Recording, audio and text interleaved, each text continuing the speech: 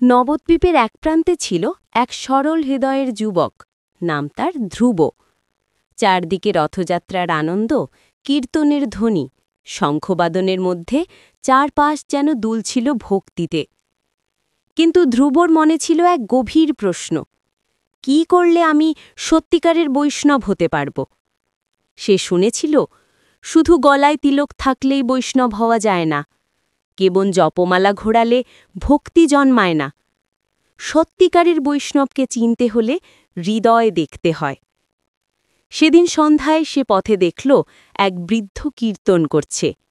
তার চোখে জল, কণ্ঠে অদ্ভুত করুণ সুর, হরে কৃষ্ণ কৃষ্ণ কৃষ্ণ হরে হরে।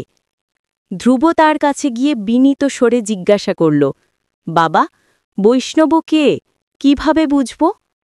বৃদ্ধ মৃদু হেসে বললেন, বাবা, মহাপ্রভু বলেছেন, যার মুখে একবার কৃষ্ণনাম শুনি তিনি শ্রেষ্ঠ। যিনি নিরন্তর কৃষ্ণনাম জপেন তার চরণে ভক্তি করো, আর যাকে দেখা মাত্রই মুখে কৃষ্ণনাম আসে তিনি বৈষ্ণব প্রধান। ধ্রুব অবাক হয়ে শুনছিল।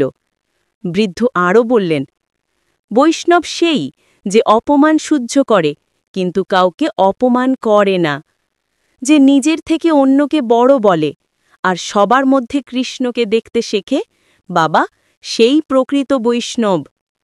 ধ্রুবর মনে যেন আলো জ্বলে উঠল। সে অনুভব করল, বৈষ্ণবতার শুরু হয় জপে, বৃদ্ধি হয় সেবায়, আর পূর্ণতা আসে নিরহংকার প্রেমে। সেদিনের পর থেকে ধ্রুব আর প্রশ্ন করেনি। সে শুধু নীরবে জপতে লাগল, হরে কৃষ্ণ।